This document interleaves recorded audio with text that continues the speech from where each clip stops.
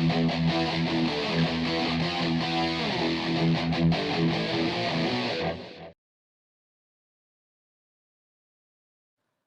Friends, welcome to my YouTube channel dream for destination.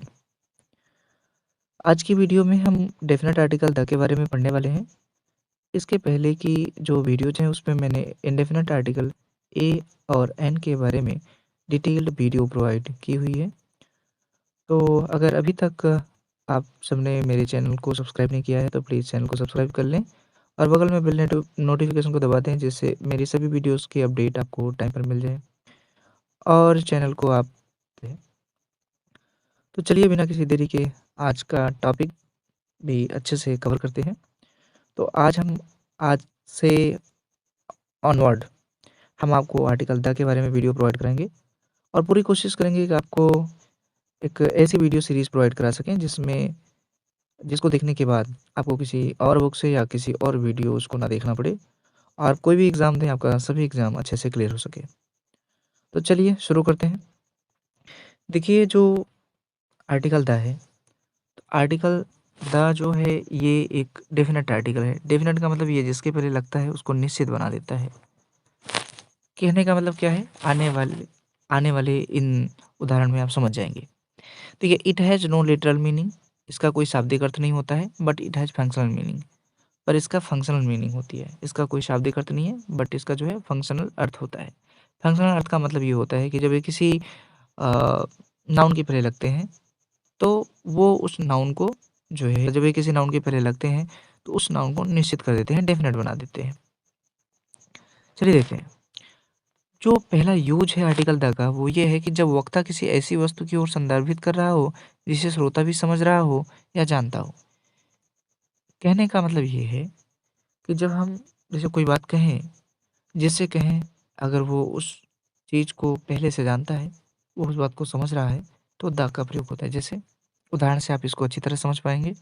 जैसे open the door, जब मैं किसी से कहता हूँ ओपन द डोर, तो वो जो है, मैं जानता हूँ कि जो जिस डोर को खोलने की बात मैं कर रहा हूँ ओपन द डोर, वह जानता है आगे वाला कि कौन सा डोर ओपन करना है, इसलिए वह वही डोर ओपन करेगा जिसके बारे में मैं कह रहा हूँ।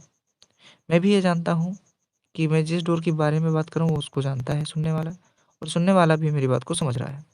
जैसे मैं कहूँ सिट इन द कार। देखिए, जैसे मान लो किसी के यहाँ शादी पड़ी हो, बारात जाने वाली हो, वहाँ बहुत सारी कारें खड़ी हो, कोई बच्चा पूछता है कि मैं क्या करूँ, मैं कह रहा हूँ सिट इन द कार। इसका मतलब मैं उसे कह रहा हूँ कार में जाके बैठ जाओ। तो यहाँ पे जो मैं कह रहा हूँ कार में जाके बैठ जाओ, तो जो कार में जाके बैठ जाओ तो वो उसी कार में बैठेगा जिसमें मैंने कहा है, इसलिए मैंने द का यूज़ किया है। अगर मैं कहता हूँ सिट इन एनी कार, किसी भी कार में जाके बैठ जाओ, तो वह किसी में भी जाके बैठ जाता है। पर मैं कहा sit in the car. Sit in the car कहने का मतलब ये है कि मैं जिस कार के बारे में कह रहा हूँ वो उस बच्चे को समझ में आ रहा है कि किस कार में बैठना है, या उस व्यक्ति को समझ में आ रहा है कि कौन सी कार में बैठना है, वो उस बात को समझ रहा है।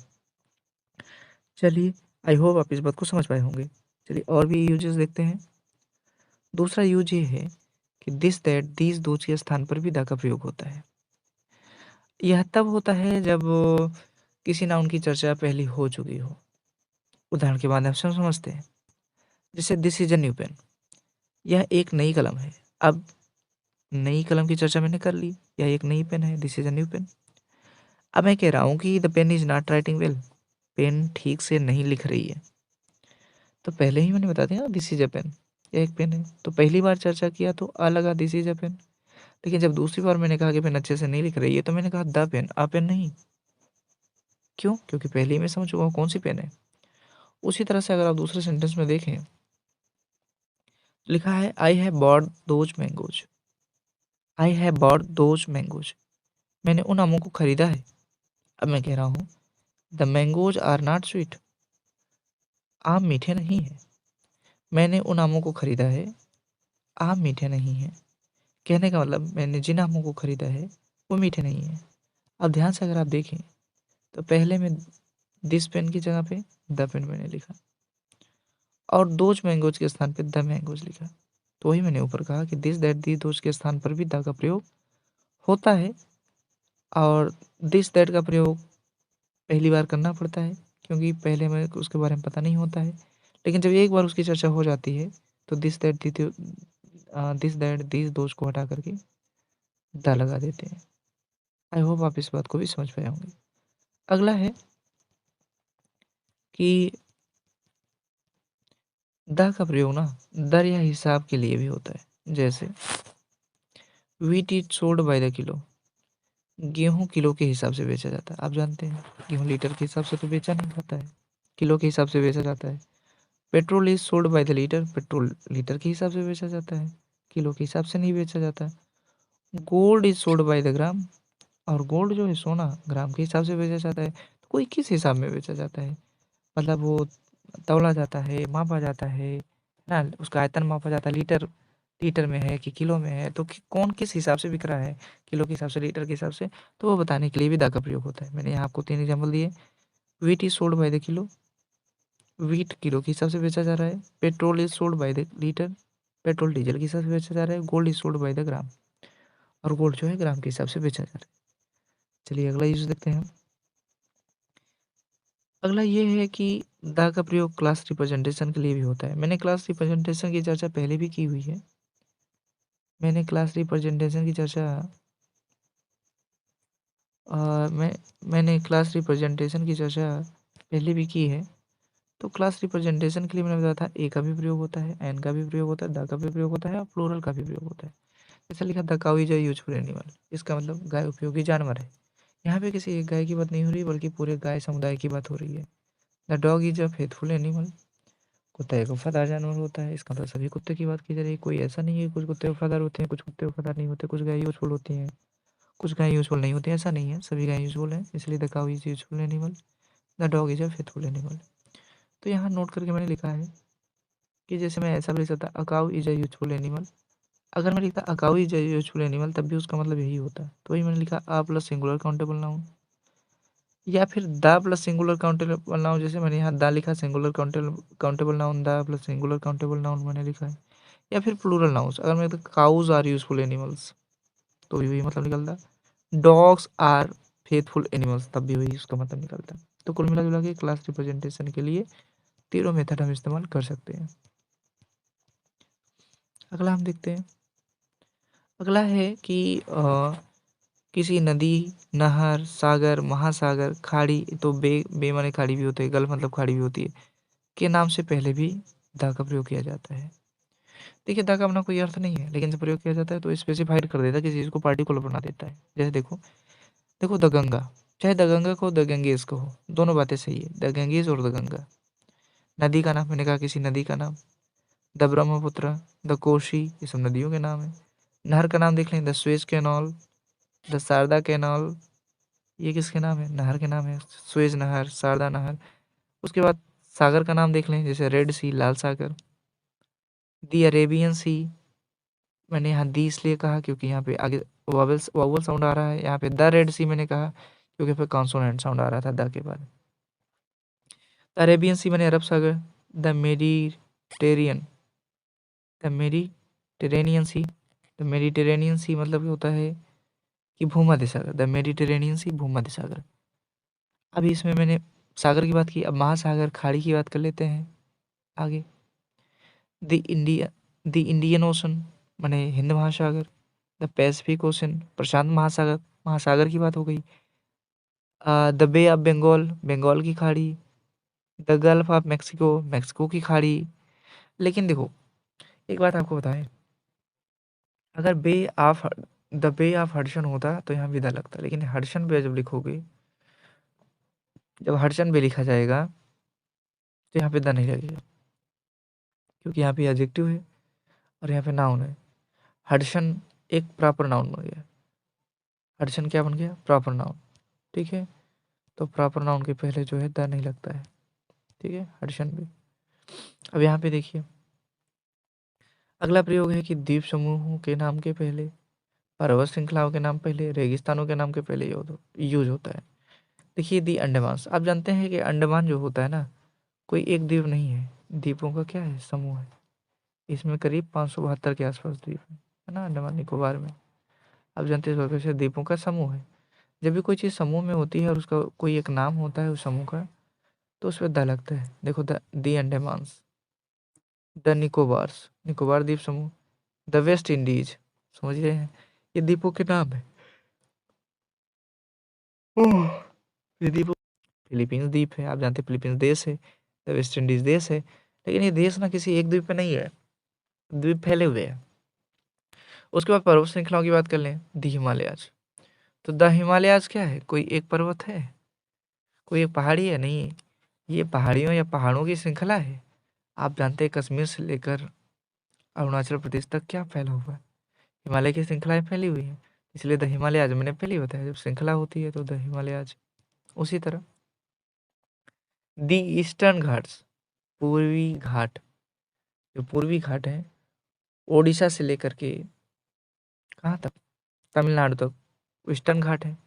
वेस्टर्न घाट, वेस्टर्न घाट आपके मुंबई गुजरात से लेकर के केरल तक वेस्टर्न घाट्स हैं, तो इसलिए घाट्स लगा है, यस लगा है, आप देख रहे हैं, हिमालय यस लगा है, फिलीपींस यस लगा है, वेस्ट इंडीज यस लगा है, निकोबार यस लगा है, अंडमान से यस लगा है, इसलिए इनके पहले क्या था, क्योंकि ये एक नहीं है, अंडमान कोई एक द्वीप नहीं, द्वीपों का समूह है, निकोबार कोई एक द्वीप नहीं, द्वीपों का समूह है, वेस्ट इंडीज एक द्वीप नहीं है, कोई एक भूभाग नहीं है, इसमें कई भूभाग मिलाकर वेस्ट इंडीज बनता है, इसी प्रकार फिलीपींस भी, उसी प्रकार हिमालय कोई एक पहाड़ नहीं है, ठीक है। उसी तरह ये कोई ईस्टर्न घाट एक घाट को मिलकर नहीं बना, कई घाटों को मिलकर बना, इस तरह वेस्टर्न घाट। उसी तरह से आल्प्स पर्वतमाला है ना। और उसके बाद रेगिस्तान की बात कर ले, द सहारा डेजर्ट, सहारा रेगिस्तान आप जानते हैं, थार का रेगिस्तान, द थार डेजर्ट, या आप लिख सकते हो इसको the desert of Sahara, the desert of Sahara, the desert of Thar, इस तरह से। तो चलिए कुछ आगे देख लेते हैं क्या है। यहाँ पे कुछ बड़ी इंपॉर्टेंट चीज़ें हैं जो मैंने आपको बताई है, कि अगर कोई द्वीप अकेला हो, द्वीप का समूह ना हो, या कोई एक पर्वत हो, पर्वत की चोटी हो, बल्कि वो पर्वत की श्रृंखला नहीं हो, तो द का प्रयोग नहीं होता है। देखिए, साइलॉन एक द्वीप है, सिसिली एक द्वीप है, जावा एक द्वीप है, सुमात्रा एक द्वीप है, केवल एक द्वीप है, द्वीपों का समूह नहीं है, इसलिए इनके पहले 10 साइलॉन, तो Sicily, the Java, the Sumatra नहीं लगेगा। समझ गए ये बात। तो सिलोन एक द्वीप, सिसिली एक द्वीप, जावा एक द्वीप, सुमात्रा एक द्वीप।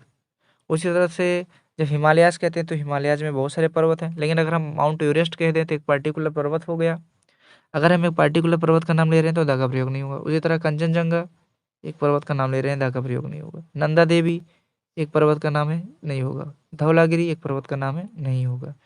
तो आई होप जो मैंने आपको समझाने की कोशिश की आप समझ गए होंगे। जब भी कोई द्वीप, पर्वत श्रृंखला, ये कोई चीज़ श्रृंखला में होती है, समूह में होती है, उसका एक नाम होता है तो उसके पहले द लगाते हैं, अगर वो एकाकी होता तो उसके पहले द नहीं लगाते हैं। और भी मैंने आपको यूज बताया पार्टिकुलर के केस में, आप देख सकते हैं, है ना। यहाँ पहले मतलब बताया कि जब वक्ता किसी ऐसी वस्तु की ओर बता रहा हो जिसको श्रोता भी समझ रहा हो तो द का प्रयोग open the doors, in the car, मैंने बताया। दूसरा प्रयोग मैंने बताया कि दिस दैट, दी दोस्त के स्थान पर होता है, जब एक बार चर्चा हो जाती है दूसरी बार दिस दैट, दी दोस्त की जगह पे द लगा देते हैं। तीसरा मैंने बताया हिसाब के लिए, कि किस हिसाब से कोई चीज़ बिक रही है, बेची जा रही है, खरीदी जा रही है, तो उसके पहले द का प्रयोग हम कर सकते हैं, ठीक है। By the kilo, by the litre, by the gram. अगला यूज मैंने बताया कि क्लास रिप्रेजेंटेशन के लिए भी इसका यूज होता है, the cow is a useful animal, the dog is a faithful animal, आप होप समझ गए होंगे। मैंने ये भी कहा कि अ प्लस सिंगुलर काउंटेबल नाउन चाहे the plus singular countable noun, जैसा कि इसमें लगा है, ये दोनों दो तरीके से इसको जो है क्लास रिप्रेजेंट कर सकते हैं। तीसरा तरीका भी है कि अगर आप प्लूरल नाउन्स लिख दें तो भी क्लास रिप्रेजेंटेशन हो जाता है। अगली बात अगर हम करें तो किसी नदी का नाम हो, किसी नहर का नाम हो, सागर हो, महासागर हो, खाड़ी हो, खाड़ी में चाहे बे हो चाहे गल्फ हो, उसके नाम के पहले क्या लगता है the Ganges, the Ganges, the Brahmaputra, the Koshi, the Suez Canal या द स्वेज नहर, the Sharda Canal, the Red Sea, the Arabian Sea, the Mediterranean Sea. मैंने ये सारी बातें बताई। अगले साइड मैंने बताया कि the Indian ocean, the Pacific ocean, the bay of Bengal, the gulf of Mexico. यहाँ पे ध्यान देने वाली बात क्या है, ध्यान देने वाली बात यह है जो नोट करके लिखा हुआ है, द हडसन वे, द नहीं लगेगा, केवल हडसन वे। अगर होता द बे ऑफ हडसन तो ठीक था, लेकिन हडसन वे जैसे यहाँ पे लिखा है द बे ऑफ बंगाल, अगर बंगाल वे होता तो नहीं लिखा जाता, द बंगाल वे नहीं लिखा जाता, द बे ऑफ बंगाल लिखा जाएगा, ठीक है। उसी तरह मैंने कहा कि द्वीप समूह है, अगर द्वीप समूह है तो उनके नाम के पहले भी क्या लगता है ना, द लगता है। अकेले अगर कोई द्वीप है तो उसके पहले द नहीं लगता है, ये मैंने आपको बताया, आप समझ गए होंगे। जैसे द अंडमान्स कोई एक द्वीप नहीं, द्वीपों का समूह नहीं, इसलिए दी अंडमान्स। निकोबार्स कोई एक द्वीप नहीं, द्वीपों का समूह इसलिए द निकोबार्स। उसी तरह से वेस्ट इंडीज कई द्वीपों को मिलाकर बना है इसलिए द वेस्ट इंडीज। उसी तरह से द फिलीपींस, हिमालयाज कोई एक पर्वत नहीं है, पर्वत श्रृंखला है। द ईस्टर्न घाट कोई एक घाट नहीं, घाटों की श्रृंखला है। उसी तरह द वेस्टर्न घाट, उसी तरह आल्प्स पर्वतमाला, यहाँ पे भी पर्वत श्रेणियाँ, द ईस्टर्न घाट पे भी पर्वतमालाएं हैं, वेस्टर्न घाट पे भी पर्वतमालाएं हैं, ऐसा आप समझ लो। द आल्प्स पर्वतमाला है ही है। उसके बाद द सहारा डेजर्ट लिखो या द डेजर्ट ऑफ सहारा। देखिए यहाँ पे आप देखिए यहाँ पे आप इसको इस तरह भी सोच सकते हैं जैसे पहले वाला है, लेकिन यहाँ पे देखो द नहीं लगता, लेकिन यहाँ पे लगा द सहारा डेजर्ट लगा है। द डेजर्ट ऑफ सहारा भी लिख सकते हैं आप, पर यहाँ ऐसा हडसन बे नहीं लिख सकते। द बे ऑफ हडसन हो सकता है, लेकिन हडसन बे में द हडसन बे नहीं हो सकता, जैसे यहाँ पे द सहारा डेजर्ट हो गया है। ठीक है। उसी तरह मैंने आपको बताया कि अगर द्वीप अकेला हो, पर्वत चोटी का नाम एक ही हो, तो उसके पर द का प्रयोग नहीं होता। मैंने आपको बताया यहाँ पे ऊपर मैंने लिखे हैं 4 क्या 4 द्वीप, सीलान, सिसिली, जावा, सुमात्रा, इनके पर द का प्रयोग नहीं हुआ है। और 4 मैंने जो है माउंटेन्स के नाम लिखे हैं, माउंट एवरेस्ट, कंचनजंगा, नंदा देवी, धौलागिरी, इनके पहले भी द का प्रयोग नहीं हुआ है। तो आई होप कि आपको ये बातें समझ में आई होगी। तो आज के लिए बस इतना ही। अगर आपको मेरी वीडियोज पसंद आई हो तो आप वीडियो को लाइक कर सकते हैं, और इसी तरह की वीडियोज प्राप्त करने के लिए चैनल को सब्सक्राइब कर लीजिए, बेल नोटिफिकेशन को दबा दीजिए। और अगर आपको लगता है कि ये मेरा जो कंटेंट है जो मैं आपको दे रहा हूँ वाकई बेनिफिशियल है, लाभदायक है, तो आप इसे अपने हित में सगे संबंधियों को भी शेयर कर सकते हैं। इसी के साथ आज के लिए बस इतना ही। Thank you.